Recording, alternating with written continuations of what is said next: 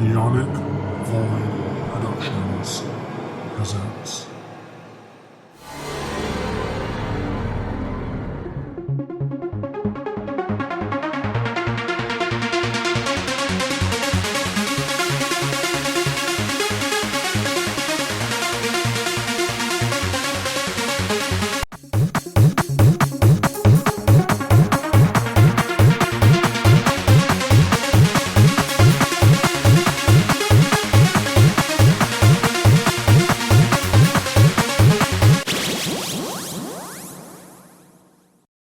Hi.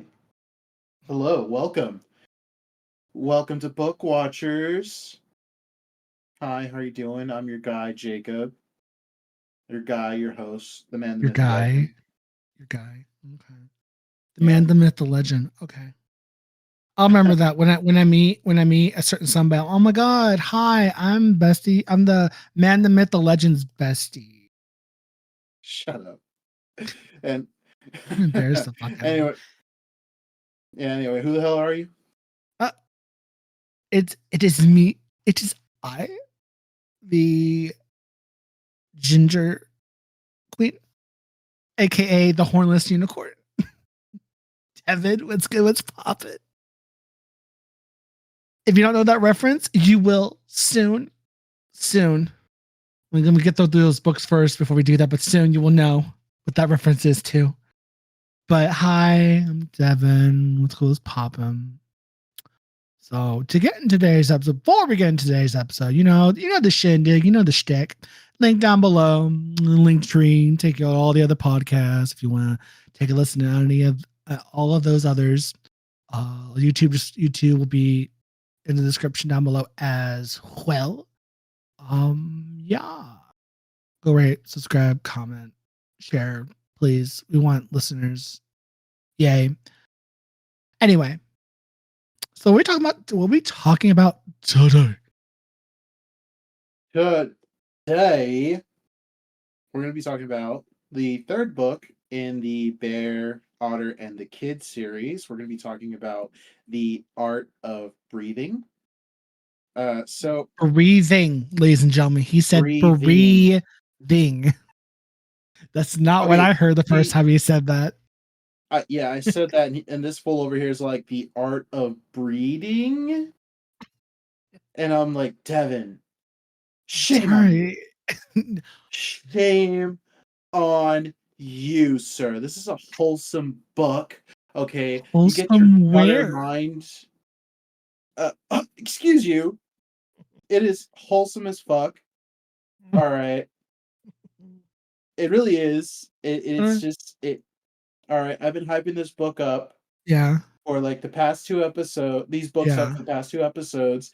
All right. Yeah. Elements of found family. It's gay. All right. Yeah. You know, there's like healthy, loving relationships. They're raising, older brother raising his younger brother, fighting for his younger brother, fighting for the man he loves. All right. Don't you dare come for these guys. Talking about questioning that it's not wholesome. The fuck? Breeding. I hate you.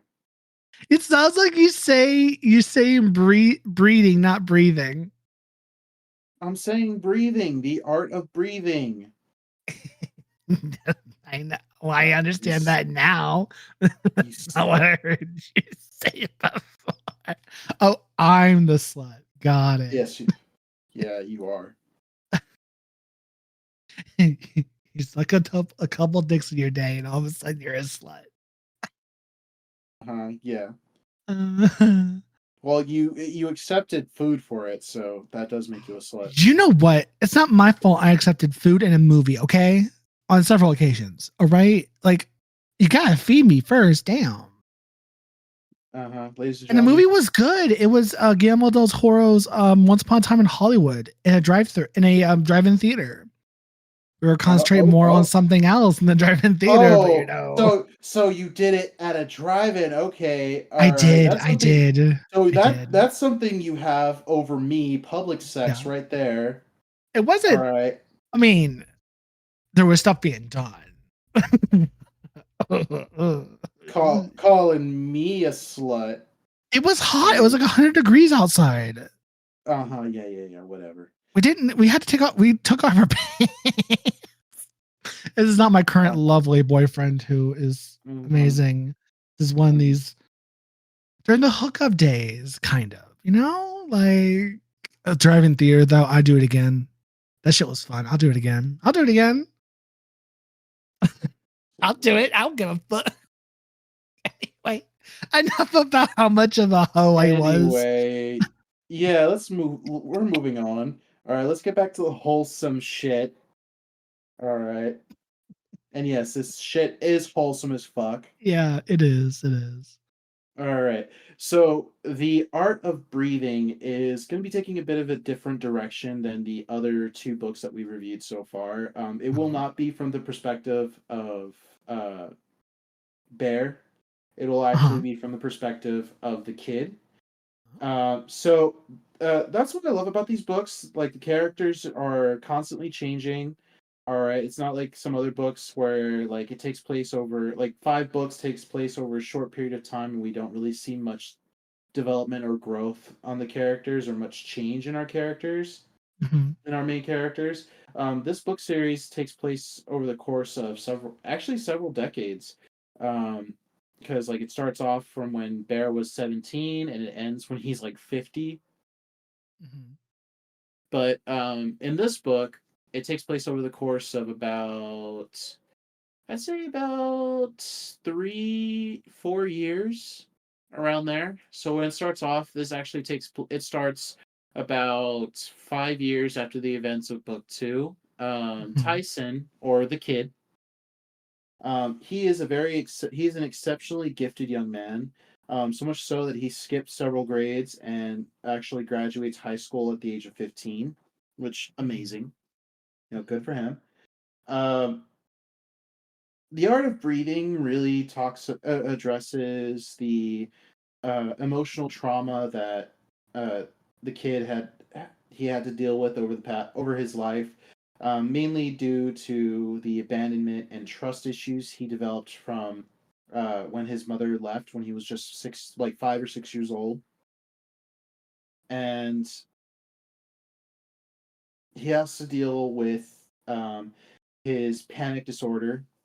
So, in the wake of book 2, he begins regularly seeing a therapist, and he becomes officially diagnosed with a panic disorder. He initially refuses to take any kind of medication, wanting to rather just manage and regulate it on his own. He still uses the bathtub as a way for him to cope with his panic attacks because, as I've explained before in previous 2 episodes, his panic attacks to him feels like earthquakes, and that's how he refers to them often. And when he was just a kid, he developed uh, he developed the habit of lying in a bathtub whenever he has a very very bad panic attack, because he read that whenever there's an earthquake, you get into a bathtub. Yeah. So it's like his little safe space. And we really see that there's a lot of beforehand, his older brother Bear saw the bathtub as like, okay, yeah, this is where you need to go if you're feeling like, just get in the bathtub, right?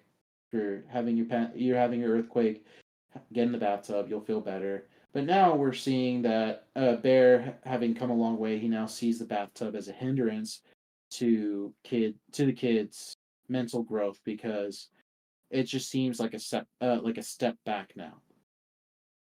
Like it served a purpose once upon a time, but now that they've all started this journey of healing, of moving past that trauma and the abandonment, and trying to live their lives, there, and by extension also the kid are starting to see the bathtub as a hindrance rather than a place for him to chill out, and for him to manage his panic attacks. So we also see in the story like it's definitely more of a this is a coming of age type of story too. Kid on his actual on the day of his graduation, he's the valedictorian, so he does make a speech, and at the end of the speech, he comes out to his entire school as gay, which good for him. Ooh, You know, good for him. unlike his older brother who was very dramatic about coming out.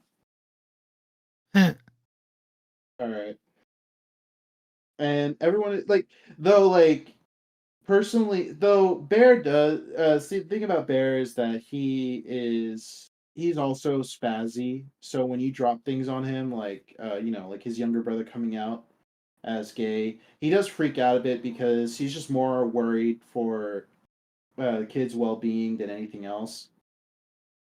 um but he of course accepts it because he himself cannot really say like, no, I can't have a gay younger brother because, well, he's gay too. um and he's happy for a kid. Uh, and he, of course, is happy for the kid. And the thing is, the kid also has to deal with his own feelings he has for a certain somebody because that he doesn't fully understand either. So in book two, we were introduced to to another character who becomes the kid's best friend. His name is Dominic. Now Dominic is about 5 years older than the kid, like five, mhm, 6 years older than the kid. When he first, so Dominic, when he was first introduced, was was this typical quiet big kid. He has his own he has a bit of a dark past as well. A lot of he himself experienced very extreme traumatic experience, a traumatic event that resulted in him permanently damaging his voice, so uh he can't really speak above like a croaky whisper or a rasp really. uh and the kid, who was only 10 at the time, did what most introverts, I'm sorry, did what most extroverts did and adopted an introvert mhm, and named him his best friend. So their friendship really went strong, has been going strong for all these years. Kid Dominic, being much older than the kid, decided to pursue a career as a police officer. The kid wasn't happy about that at first, mainly because he was more concerned for his best friend's safety and well-being than anything else. But he comes to accept it, and over the years, Kid begins to realize that he has much deeper feelings for Dom. And thing is, can't he thing is he was originally gonna admit his feelings to Dom, and of course nothing really can come of it because he's still a minor, and he's still a minor, so nothing really comes out of it. He doesn't get a chance to admit how he feels to Dom because on his graduation, after his graduation ceremony, he has a bit of a he has a graduate. His family throws him a graduation party as well as a going away party because he's been accepted into an Ivy League school in New Hampshire, so all the way across the country from Seafair, Oregon. And so it was in the middle of this party that he decided he wanted to at least try to admit his deeper feelings for Dom. But he doesn't get the chance because he notices Dom is actually hanging around this girl, had actually brought a girl to the party, and this kind of freaks him out because it makes him realize that Dom will probably most likely won't see him in that light, in that romantic light, and he instead decides to just, of course, uh, keep his friendship with Dom strong, and they part ways. Um, Bear and Otter agree to decide to move across the country with the kid because since he's still a minor, they can't let him go off to college on his own. So they end up renting a place in New Hampshire, and they go, and all three of them move all the way across the country for the kid to start his next chapter of his life at an Ivy League school. Thing is, the kid ends up cutting ties with Dom not long after this because Dom's relationship with his girlfriend actually was a lot turned out to be a lot more serious, and they end up getting married. And the thing is, Dom wanted to break the news to the kid in a much more civil and in a much more different way than the news was broken to the kid. So Yeah. Dom wanted to tell the kid in person, say, "Hey, listen, I'm getting married to my girlfriend," and things like that. Um, Let me see. I'm sorry. I need to find her. What is her name? I think her name was Sarah.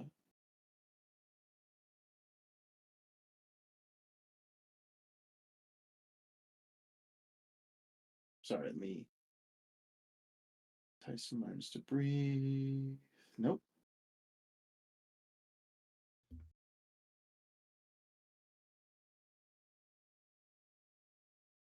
Sorry. I should have looked up her name before I started this. I gotta write all their names No, down. I am terrible with names, people. Don't judge me. not judging. You're totally judging me. Feel your judgment from here. Tyson learns to breathe, makes phone calls, says goodbye. Ah, here it is.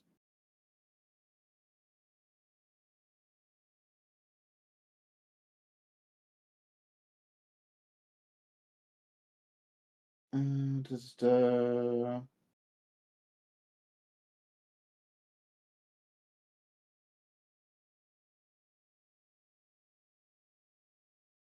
Stacy, that's her name. So, the kid ends up, like I was saying, the kid ends up breaking ties with Dominic because when Dominic and his girlfriend Stacy decide to get married, Stacy's parents kind of jump the gun and sends out a bunch of invitations to for the wedding well before Stacy and Dominic were ready to send them out because Dominic wanted to approach the kid about his engagement in a much gentler way and break it. And like he wanted to break the news to the kid in a much different way because he knows that the kid does not respond well to change and he knows how protective the kid is of him. Mm-hmm. So like dropping the news that he's getting married, like just dropping it on his lap like that would be a very bad thing because it could like freak him out. And well, Stacy's parents end up sending a bunch of invitations, and one gets the kid before Dominic can tell the kid about his engagement. And when the kid sees it, he has a full blown panic attack. And in the wake of this, he ends up cutting ties with Dom. Because for the thing is that, like I said, the kid has the kid is in love with his best friend, and while he accepts Dom's relationships, he still feels like a string of jealousy. He does feel some form of jealousy and protectiveness over his best friend. So and Dom understands this too. He understands that certain things the kid needs to be approached. You need to approach the kid a certain way because if things like this just are dropped in front of him, it is very triggering for him because the kid, like I've mentioned before, the kid also has uh, trust issues as well. So anything like this can be interpreted as a form of betrayal as well as abandonment. Ooh. So that was very true. So getting this invitation just out of the blue triggers the kid very badly, and he overreacts. He ends up cutting off Dominic, and Dominic does try to apologize and try to talk to the kid, but Bear steps in and tells him you need to give the kid some space because this is not easy for him. But the kid ends up not speaking to Dominic for the next 3 years. Damn. Yeah, talk about it's definitely a huge overreaction on the kid's part, but you have to understand that the kid um even though like in the past two books he does come across as a very well-adjusted young man, and he's very bright and intelligent, he's still just a kid when just a little kid when his mom abandoned him. All right. Yeah. So he has to deal with abandonment issues, trust issues, panic disorder. All right. All these things that unironically boy geniuses have to deal with. All right. And the thing is that this actually does send this whole string of events actually send the kid spiraling down this dark rabbit hole, because after he cuts off Dominic, cutting off Dominic is actually very traumatic for him, and he begins developing some very toxic coping mechanisms, as well as other bad habits. For the most part, he actually develops a drug addiction. Oh no. Yes. So while he was in school, um, he started seeing a new therapist, and of course, this new therapist collaborates with his old therapist, and they decide that it's probably best for the kid to start taking medicine.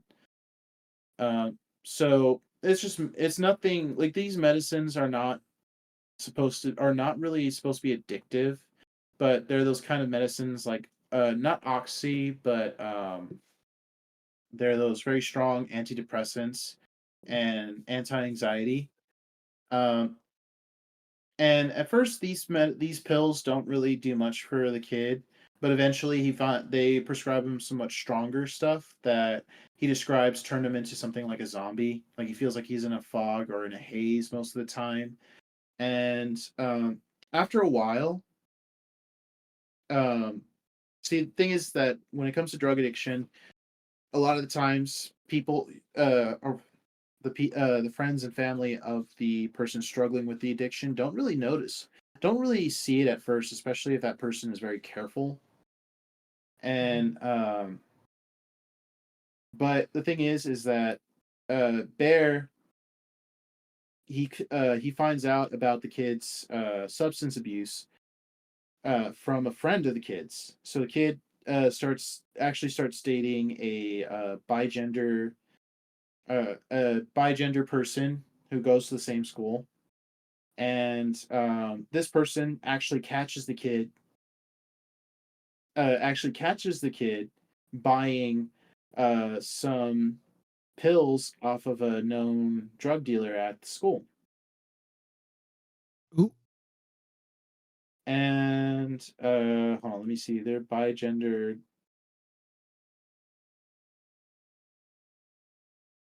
Let me see here. What's his name?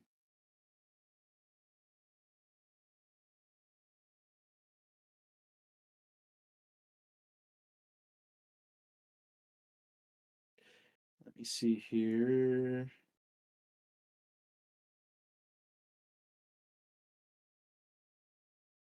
Let me get the bi Corey. That's their name. And it's funny too, because you know how some bigendered people have different names for their for their different sex.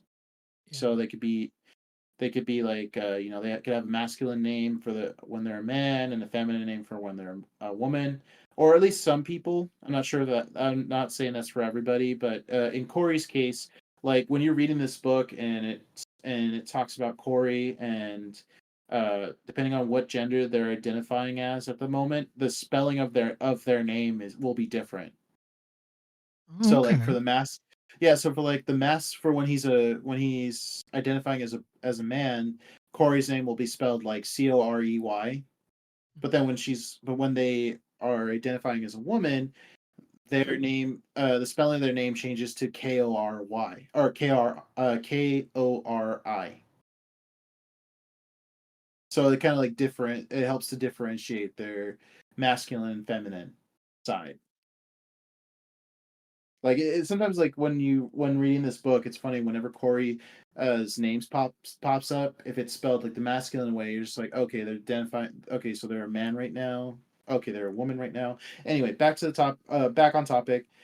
Corey catches the kid buying pills from buying pills off of somebody And at this point, this was early on in their relationship, so they hadn't really met the kid's family yet. But Corey knew that he lived with his older brother, that the kid lived with his older brother and his partner.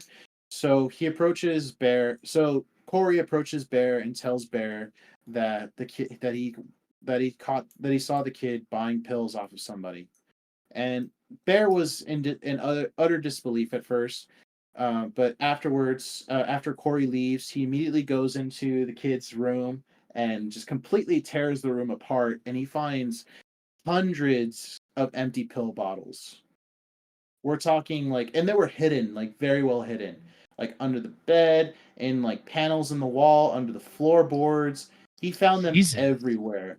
Yeah, so the kid's substance abuse had gone very deep, and he immediately consults his the kid's therapists, and they were shocked because even though the kid was regularly seeing a therapist, the therapist had not caught on of his substance abuse, because that's the thing about like some certain controlled substances don't really have much of an effect on you aside from just giving you like a nice little pleasant relief from like in the kid's case, it helped keep him from having his massive panic attacks.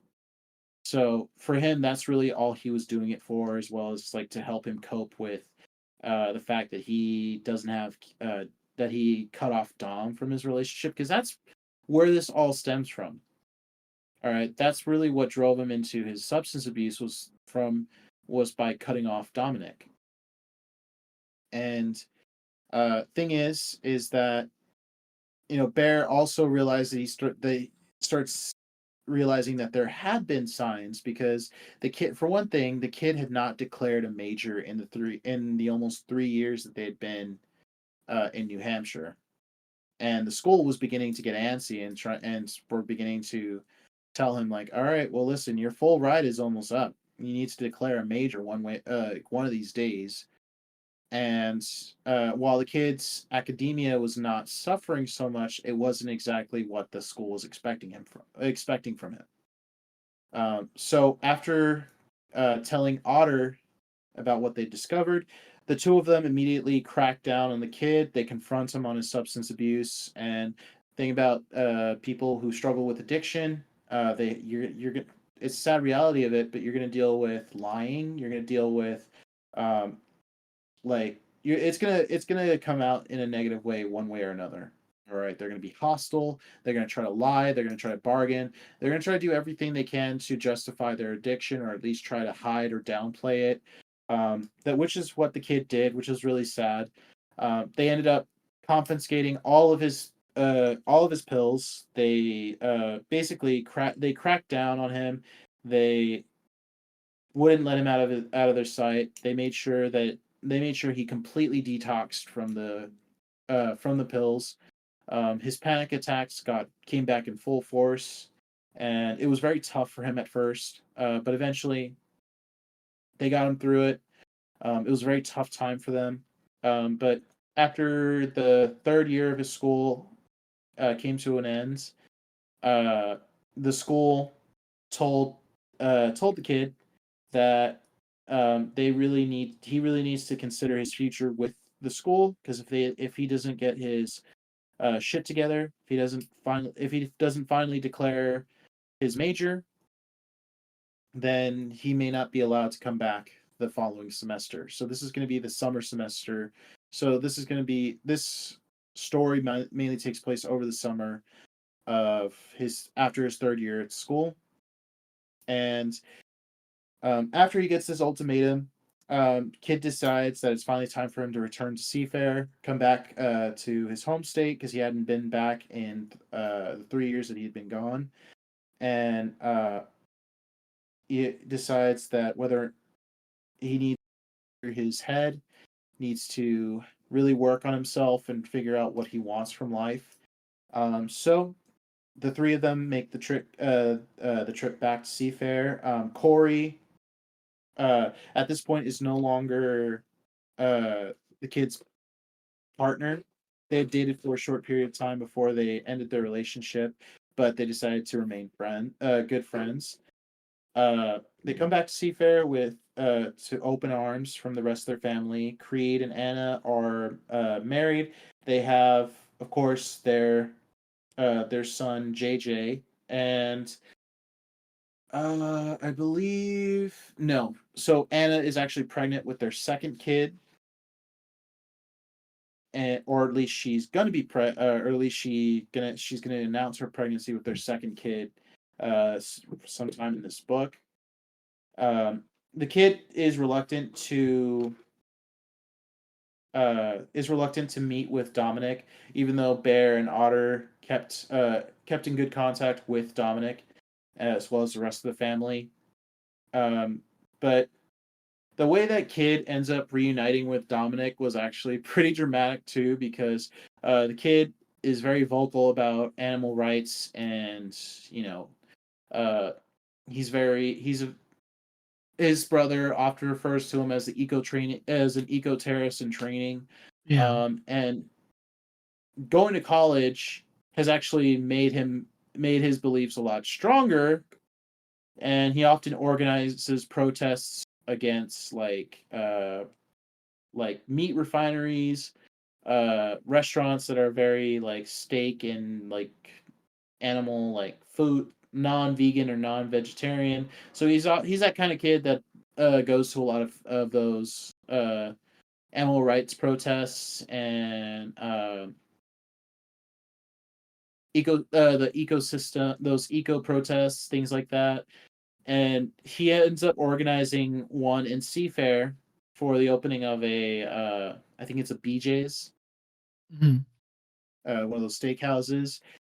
Thing is though, like since Seafair has a very small community, it doesn't have a large like animal rights community. So when he organizes the protests, the only people that he can convince to go are a bunch of beach hippies.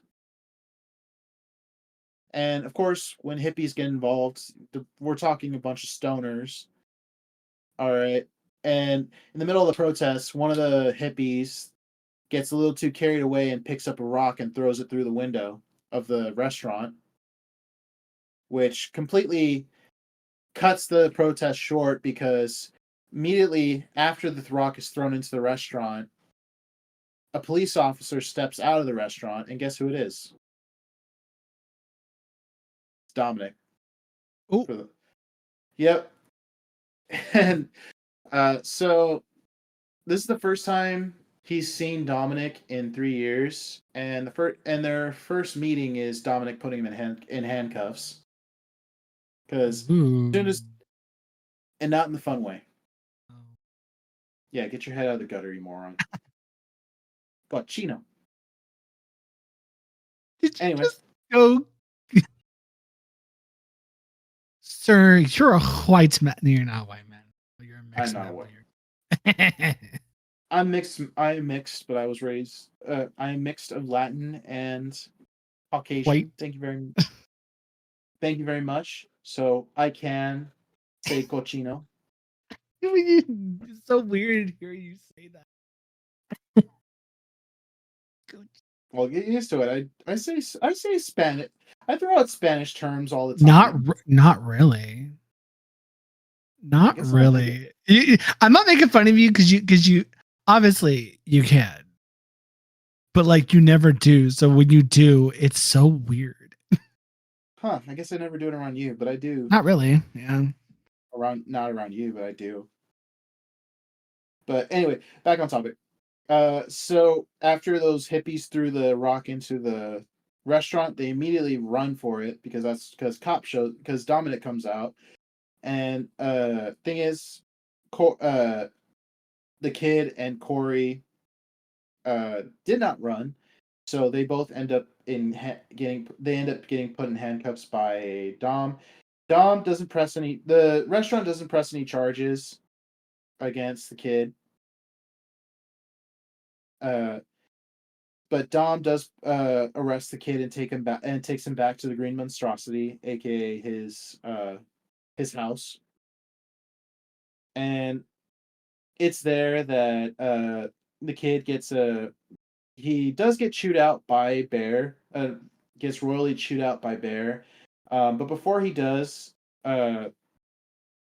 Dom takes the kid aside because kid has refused to say anything to Dom at first, and Dom wants clears the air with him for over a few things, tells him you can't just throw it calls him out for trying to throw away their friendship. Come on, you can't just throw away our friendship like that. Yeah. And the thing is that kid finds out that Dom's relationship with his former wife Stacy didn't actually last very long. In fact, the reason why the two of them got married in the first place was because Stacy had gotten pregnant. Ooh. Yeah.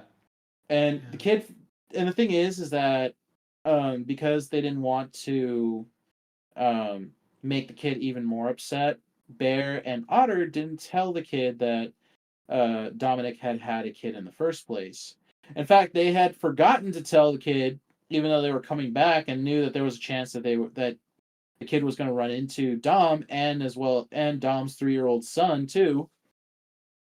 Yeah. They had forgotten to tell him that, so much to the fact that when the time came for them to see, the time came where the kid gets arrested by Dom and then later sees Dom's kid, that's when they realized, oh shit, we forgot to tell Ty about, we forgot to tell the kid about Dom's son.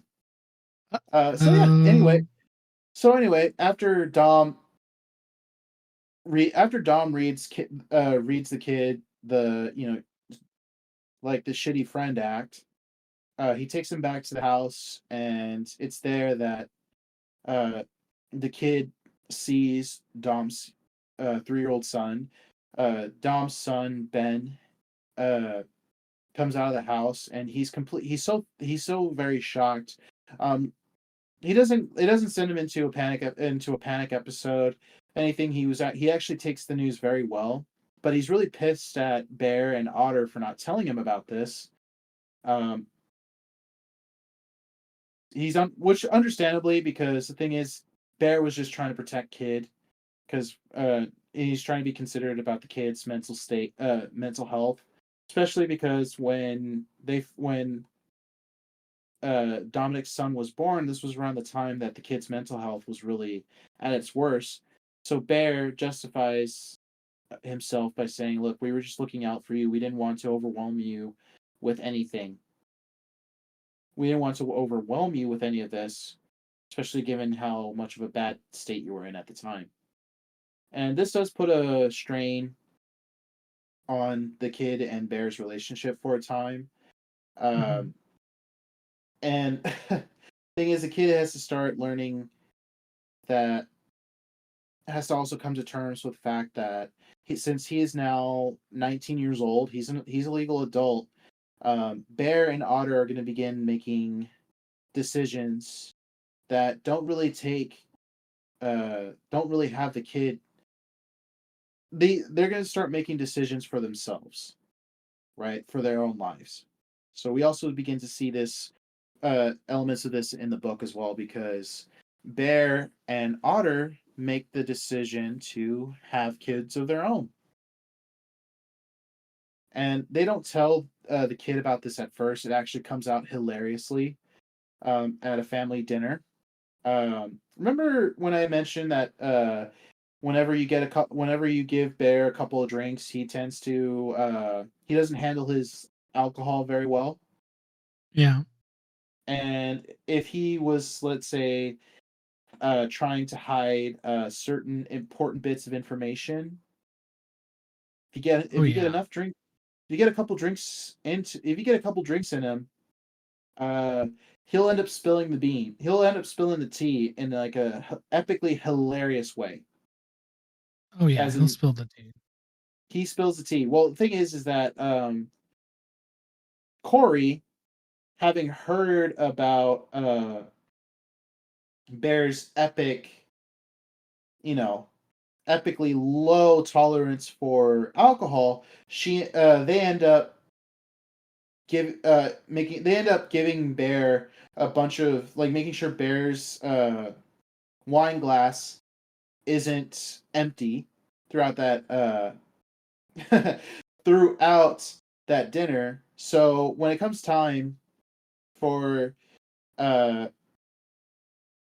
Bear to make a toast, Bear is starting to freak out because he has a lot of alcohol in his system now, and he ends up spilling the beans about the fact that he and Otter made the decision that they're going to have a kid together, that they're going to get a surrogate to have their kid, and also spills the beans about the fact that Anna is also pregnant with her second kid, Yeah. and a bunch of other things. And Corey is just sitting there like, imagine, Devin, you've been in her position. You've been in their position before when tea starts spilling and you're just sitting there all satisfied, like, ooh, yes, Ooh. Oof. Tea. That was Yeah. Yeah. yeah, that was Corey.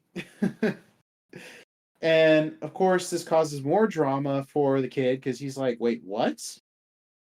Like, when were you gonna tell me this? Like, what the hell? He's upset because he's still more or less he's still pretty upset about the fact that Bear kept Dom's kid from him, the existence of Dom's kid from him. And he also, and so now there's this, but Bear ends up putting his foot down with the kid, telling him, listen, I'm very sorry. I'm sorry that we didn't tell you this right away, but you're not a kid anymore. We still call you the kid, but you're not a kid anymore. All right. Otter and I have, especially I, have sacrificed a lot for you to make sure that you're okay and to make sure that you have a house, a home, and that you're taken care of. But now you're an adult. We've done our job. I've done my job. All right. Now the two of us want to start living for ourselves. And part of that is having kids of our own. Eventually, you're not going to be in our house anymore. You're not going to be living under our roof. Okay. Otter and I have sacrificed a lot for you. All right. Now it's our time to start making decisions for ourselves, for our lives. And this is basically this is Bear giving the kid a reality check, because sometimes when it comes to like people who have like you know strong mental health, or like who you know sometimes when you have a kid, right, and they get older, and there comes a point where you have to you have to basically tell it like it is. All right. Like, you're not a kid anymore. You're gonna, every people around you are gonna start living their lives the way they want to. All right, and it's not always going to be about you. Yeah. All right, we made sure that you were our priority when you were just a kid. Now you're an adult. Time for you to start making your own decisions and start living your life the way you want to. And it's also time for us to be doing the same thing.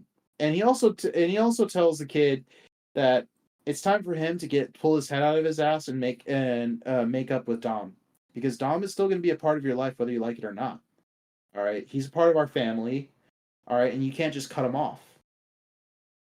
So, having been thoroughly read by his older brother, the kid decides that it's time for him to at least start to reconcile with his best friend. So he decides to pay Dom a visit at his house. Dom, uh, since Dom and Stacy are no longer together, the two of them, Dom has his own place not far from the Green Monstrosity. And when he shows up, he finds Dom playing with his son Ben. And after some awkward small talk, they begin to, uh, they have after some awkward small talk, they spend some time. The kid decides to spend some time with Ben to try to get to know him better, and he learns from Dom that Ben actually has a form of high functioning autism, and and that he also needs to have a specific routine throughout his day, because that's when it comes to autistic people, they do crave and need uh, a regular routine. Yeah. And Dom is a really good dad. I have to say, I have to give him that. He's a really good dad. He has to think of his son. He thinks of his son. He puts his son first over everything. And I'm like, oh, that's a good dad right there. He's a good dad. And after and while during his visit, Stacy does show up and picks up Ben, giving Dom and the kid some alone time. Now, of course, nothing happens between the two of them. They just talk and make and and kid makes an effort to reconcile with his best friend. Um, it's later on that the kid. It's later on. Excuse me. Let me take a step back here. The reason why we're gonna take a step back from those two. So now they're slowly starting to make up and become friends again. Now, at this point in the story, the kid is going to be taking another road trip with Corey. The reason why Corey decided to tag along was because she was actually going to start. She was actually going to be moving back to her hometown of Tucson, Arizona, and so she decided to tag along with them to Oregon. And halfway through the summer, they were going to take a week-long trip down to. Actually, it's going to be like a 2-week long trip down to Tucson, where they're going to take Corey to her hometown, and she will be staying there the rest of the summer, and that's actually where she's going to finish her degree at one of the local universities, because she's going to be going into form of social services. And when they get ready to take the trip down there, they are someone finagles Bear being a little Bear and Corey, mainly Bear being worried about the kid going on his own, and also Corey knowing that something's going on between Kid and Dominic, orchestrates Dominic tagging along the trip with them. So it ends up being the three of them driving down to Tucson together. And let me tell you guys, this is where things start getting good. Ooh. So throughout the book, the thing is that I'm honestly, I gotta say they pulled one over me. So it's clear that the kid still has some very deep feelings for his best friend, but it's not really 100% clear if Dominic feels the same way. Like Dominic does care about the kid as his friend, but it doesn't really like hint at anything between the two of them, right? Mm-hmm. Like anytime that the kid sees Dom with another woman flirting with Dom, or Dom getting friendly with anybody, the kid gets really jealous, and he gets like, like starts muttering to himself like death, violence, Death to you murder, all. right? It's honestly very cute. But so they all take the trip down to Tucson. The kid meets one of Corey's mentors and best friend, who happens to be a drag queen, Oh. and they end up staying at her house. Now, here's the thing: Corey had actually set things up with this drag queen to get it to where the two of them have to share a room together, and she even convinces her best friend to set up their room to be kind of like a love suite. Mm-hmm. So like they find a lot of like a lot of shit in there, like sex toys and condoms and lube. And and the kid is horrified when he finds all this stuff. And he's like, what the hell do they think? What the hell are they trying to do? What do they think we're gonna do in here? And what is this drag queen into? Um, so they end up spending a week in Tucson, and towards the end of their trip, they go to see one of her best friend's drag shows at one of the local gay clubs. And it's there that while they are enjoying themselves, um, Kid notices Dominic chatting with one of the local gays at the bar. And when he walks, like he went to go, he had gotten separated from Dom during the uh he got separated from Dom during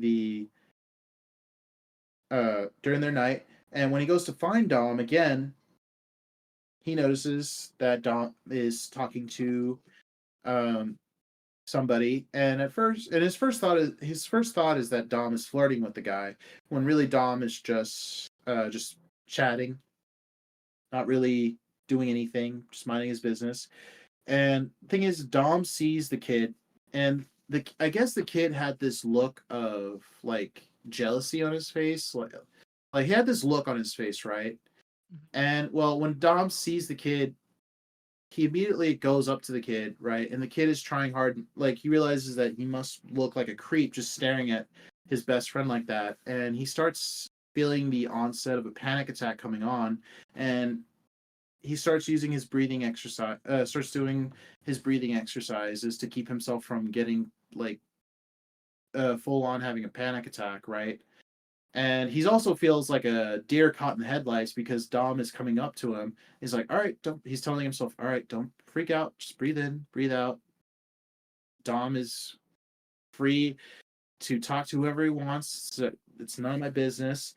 And while he's having these thoughts, Dom reaches him and Dom kisses the kid. Let me tell you something. When I read this part, I was like, oh my God. Like I put the I read these books on Kindle, so I had to put my phone down. I actually got up and I walked away. I was like, oh my God, I wasn't expecting that. Oh shit, I'm not ready. Oh, whew. TJ, what are you doing? Oh my God. Like, okay, so that answers that question. Dom feels something, definitely feels something for the kid. So the thing is that, as it turns out, Dom has long suspected that the kid had feelings for him. And at first, he didn't really feel the same way. Or rather, he felt something for the kid, but he was confused about how he felt for the kid. And he, he definitely didn't want to do anything to jeopardize their friendship. And since at the time the kid was still a minor, he wasn't going to do anything like that, especially because he's gotten multiple threats from Bear that if he tries anything with the kid, Bear may or may not castrate him. Oh, So he wasn't going to fuck with that. But the thing is that Dom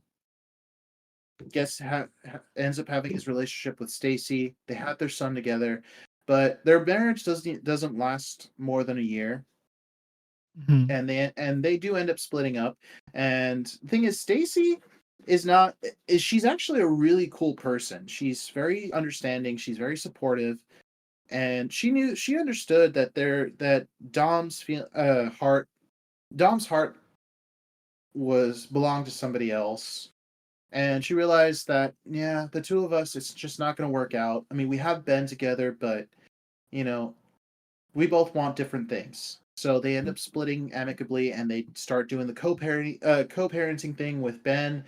And she already knew. She knew that that his heart belonged to the kid, right? Yeah.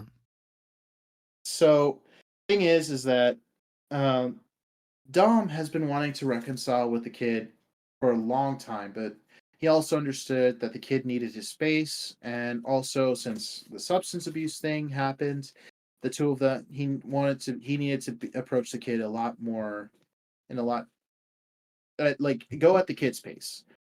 But he was actually waiting for the kid to look at him that way, because when Dom saw the kid at the club and the kid had that look of like jealousy and hurt and betrayal on his face, he'd actually seen that look before. And the first time he saw that was at the kid's graduation party, high school graduation party, because that was the first time kids saw him and Stacy together, and the kid had given him that exact same look.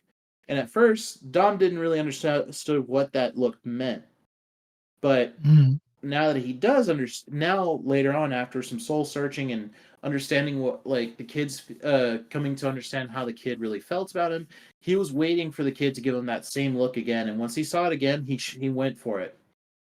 Because for Dom, that was that confirmation that the kid does actually have these deeper feelings for him. So when he saw that, he approached the kid, planted one on him, like, and let me tell you something. The kid, like, who was on the verge of having a full blown panic attack, his mind just completely went haywire. Panic attack went out the window. All right, and like he's just over here like in a daze, like, wait, what just happened? Right. Yeah. Like, you ever make out with somebody so good that, like, your brain just stops working? Yep. Yep. The computer reset. Yep. Yeah, hard reset. Well, Oh, Dom did a hard reset on the kid, and they do later is some spicy scenes, and I want to put this out there that the kid is not a minor anymore. So those of you who are like, ew, he's still so young, like, shut the fuck up. yeah. All right, he's not a minor, and I've already made my stance clear on age gaps. Like, as long as you're not a minor, as long as you're two consenting adults, all right, it's none of our business. It's none of my business. I mean, hell, my parents have a 6-year age gap between them. All right. My mom was 30 when she and my dad got together, and my dad was only 24. Yeah. So, you know, age gap is a thing, so long as it's not, I just want to put that out there. So long as it's done between two legal consenting adults, really doesn't matter. Yep. All right. But yeah, so now that the two of them have made it clear that they want to be together, they go back to Seafair, and of course they break the news to Bear, who of course freaks out, and he and the kid end up getting into an argument, and but the kid but this time it's the kid's turn to give Bear a reality check, like, hey, I'm not a kid, and I'm not the kid anymore. Okay, I'm an adult. I have my own. Uh, I have my own. It's time for me to make my own decisions, Yeah. and several of those decisions he decides to make. First and foremost is he decided he's going to go back to. He wants to go back to New Hampshire and finish school. He's going to finish his last. He decides to finish his last year. He does declare a major. That he does finally declare his major. He's going to go into social services. Thing is, he finishes his. He wants to finish his last year at his Ivy League school on his own. So instead of going back to school with Bear and Otter in tow, he decides to go back by himself. And he gets his own place. He gets a roommate, finishes his last year, done and done, and he decides he's going to come back to Seafair and finish out his education at one of the local universities, so he can get into social services, because he himself was inspired to do that because of Dominic, because Dominic's own checkered past. As I've mentioned before in the last episode, Dominic experienced a very traumatic event where his dad, who was severely and horribly abusive to him and his mother, finally snapped and beat his mother to death. Dom tried to defend his mom and actually grabbed a pair of scissors and stabbed his dad several times. Um, and this traumatized Dom so bad that uh, he had a full on mental break, which resulted in his voice box getting permanently damaged, which is why Dom can't really speak very well outside of a raspy croak. Um, and knowing and understanding Dominic's backstory and why Dominic went into become a police officer, it inspired the kid to want to go into social services. And he also got inspiration from his own personal history, especially with his mom abandoning him and his brother.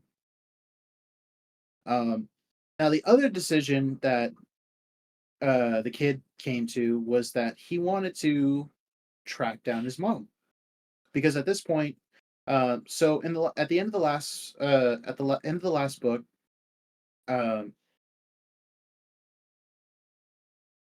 the kid and Bear's mom actually shows up again, but this time it was so that way she can give Bear her signed papers, her papers, signing over her rights, her parental rights to Bear, so Bear can finally get legal custody over the kid.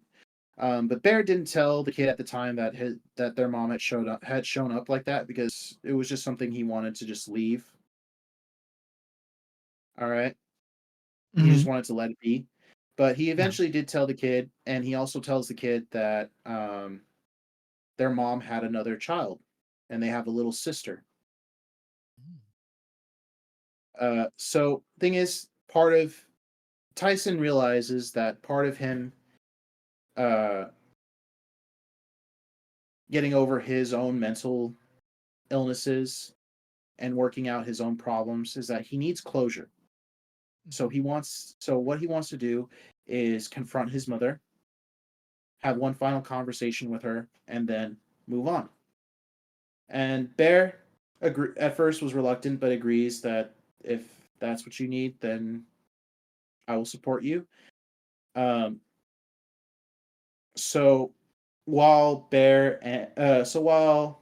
the kid and uh, Dom were driving back to Seafair, they make a detour to Idaho, where Tyson's mom is, and it's there that he meets his younger sister.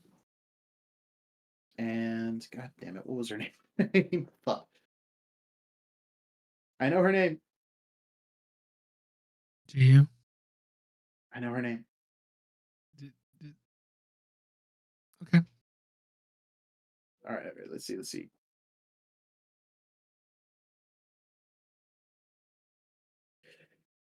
Whoops.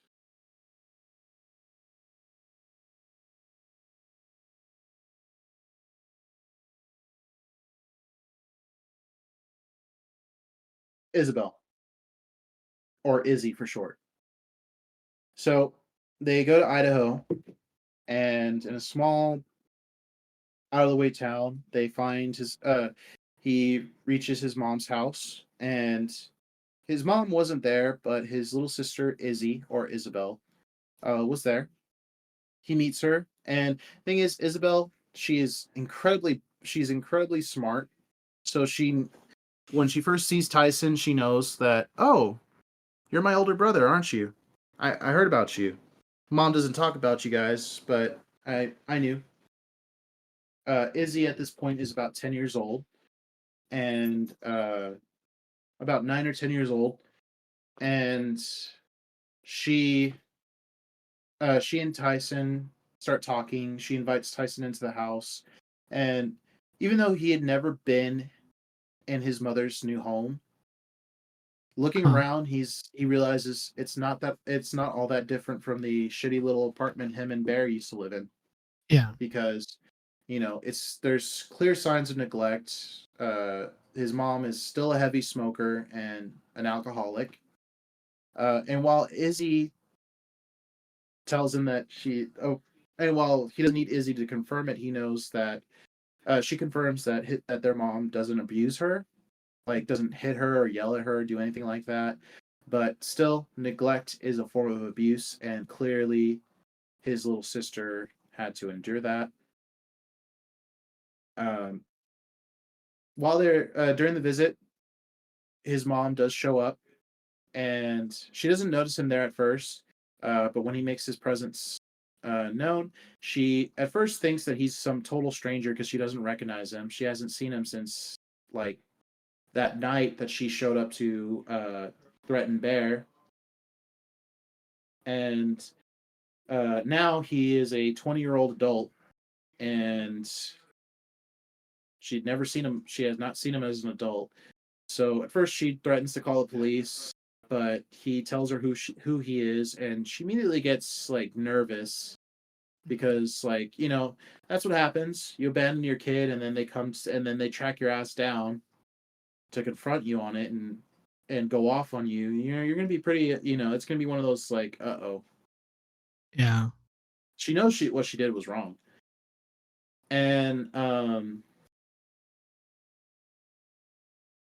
so he talks to her, gets the "why'd you do it?" You know, gets the whys and the who, what, when, wheres out of the way, and he realizes that his mom has not changed a single bit. And she does make some vague threats that if he doesn't leave, then she will call the police. So he tells her, he says, "Okay, I'm gonna leave." He apologizes to Izzy because he would love to be a part of her life, but she's understanding, and he did manage to give her his and Bear's contact information. Um, and it's a good thing that she's very smart because she has a photographic memory. She made the mistake of outing herself to her mom that she has their contact info, and her mom immediately throws it away.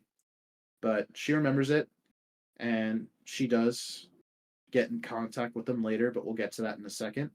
Um, this story is pretty much coming to an end. He goes back to Seafair with Dominic, confronts Bear and tells him about him and Dominic's relationship, and also his decision to go back to school alone, go back to New Hampshire alone, where he finishes out his remaining school year uh, by himself. The book pretty much the story centered on the kid comes to a close. Dom pretty much comes to a close at this point. Dominic does visit a kid in New Hampshire at like towards the end of his time there. And yes, there are some spicy scenes, Ooh. but I will not go into that. But this is pretty much where the story comes to a close. We do get one final prologue, this time from the perspective of Bear. So by this point, Bear and Otter had already taken the steps to find a surrogate, and their surrogate has already been is already pregnant with their kid. They thought about going through using the method of surrogacy of insemination, where doctors take um, the semen of both partners and mix them together to kind of like make it's like that real more complicated way of basically artificially conceiving a child using the DNA of both partners. So when the kid comes out, it's going to be like equal parts, like dad and dad. But Yes, that was more. I would love to do that one. That would be cool. But the thing is that is very expensive. As it is, a normal surrogacy is like $70,000 on average. So they decide to do the surrogacy with just with just one of them being the dad. And Otter's the one who makes that decision, who suggests that like let's just do it with just one of us being the dad, and he convinces Bear to tells Bear that he wants Bear to be the dad, to be the Aw. donor. So it'll be their kid. It'll be Bear's kid. And while Bear is like, well, wait, won't you want kids to be like at least one kid to be yours? And like, wouldn't you want the kid to be yours? And he's like, nah, it's okay. I mean, my parents already got their grandkids out of Creed, because Creed now has two kids, Mhm. JJ and CJ. There's a trend in the names there. Yeah. And so they pretty much, when the prologue happens, it's already pretty much like midterm. So at the point where the baby has developed enough to where they can find out the gender, and so their surrogate was going to the ultrasound appointment. They wanted to be there, but they had other stuff to do and they couldn't really make it because her appointment was going to be in another town. So they're just waiting for her to tell them, like, give them the news, like, how's the baby, right? And uh, they made the decision to wait on knowing the gender of the baby until it was born. Um, but uh, while they are going about their day, two things happen. Yeah. Um, First and foremost, they get a call from the surrogate. I just want to preface: nothing's wrong. The baby is Mm-hmm. fine. Ooh. Um, but so Otter's the one who ends up taking the call, and while he's on the phone, there's a knock at the door, Dun, dun, dun. and Bear opens the door, and And it's the little sister, isn't it? it's the little sister. Yes, Of course it is. but the thing is, she's not there because she's not there for the reasons you think.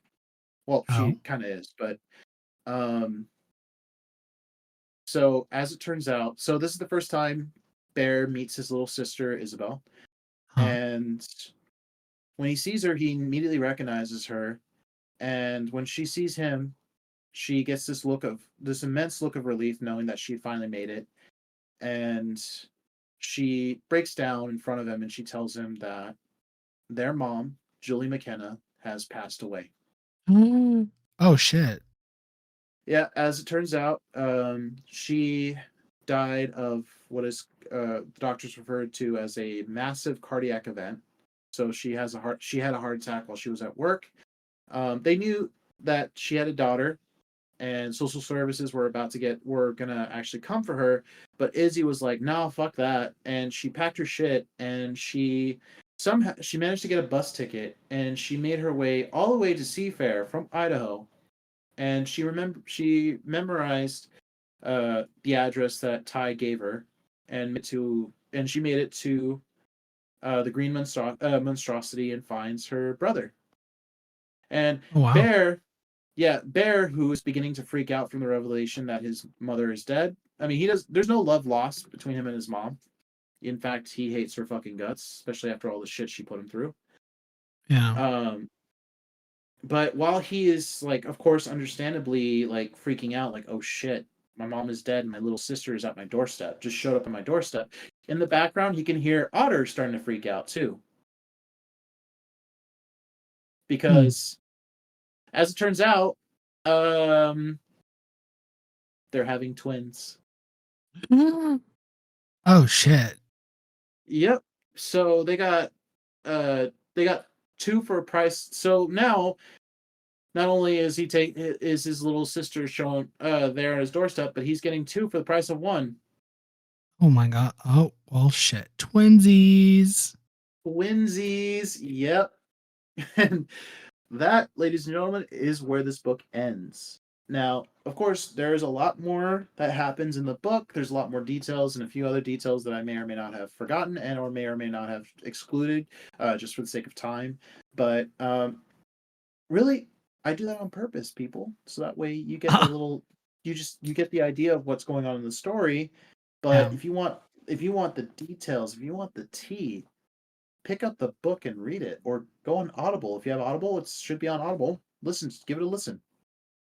All right. Yes. Audible. Sponsor Like I've been us. Yes, this book series, Bear, Otter, and the Kid, is a wonderful story. All right, especially if you're looking for something that's more LGBTQ, then this is the book for you. All right. Then of course they're all by TJ Klune. Love TJ Klune. Love that man. Yeah. I love him. Yeah. He's I great. love him. So catch us Yeah. next week as we will be talking about what it's the last book, right? Book 4. Yes, the last book is uh shit, sorry. We're going to be talking about the last book called The Long and Winding Road. This is going to be book 4 will be the conclusion of the Bear, Otter, and the Kid book series. And I got to tell you, when I finished this book series, I was like so crushed. I was devastated. Same thing happened with The Wolf Song, Green Mm-hmm. Creek Chronicles, because when I finished, I was like, I can't believe it's over. I love these guys. I love this book so much. And I love the Bear, Otter, and the Kid books too. Yeah. And Ugh, it's such a good book. So definitely read it, and definitely catch us next time when we review The Long and Winding Road, the fourth and final book in the Bear, Otter, and the Kid series. But until then, Yes. So then, bye. bye.